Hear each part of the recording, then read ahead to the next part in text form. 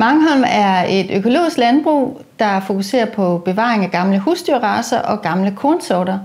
Jeg bor her med min mand og mine børn, og vi har ansat Hans, som hjælper med på gården til at passe dyrene og markerne. Vi passer på naturen her. Vi har 15 hektar med vedvarende græsarealer og vandhuller. Vi går meget op i dyrevelfærd.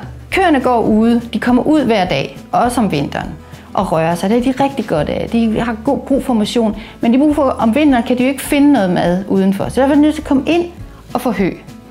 Og derfor så har vi brug for en stald, hvor køerne kan komme ind, og så vil vi rigtig gerne have god plads, så vi kan invitere en hel skoleklasse med ind i stallen. Og der er mulighed for, at de kan stå og se alle sammen på en gang, så man kan fortælle om det stille og roligt, så de virkelig mærker den der ro, selvom der måske er 20, 30, 50 dyr i sådan en stald.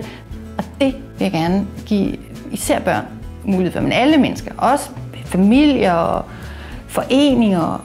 Og det har vi brug for hjælp til, at få bygget den her skønne stald med plads til dyr og formidling. På forhånd mange tak for din hjælp.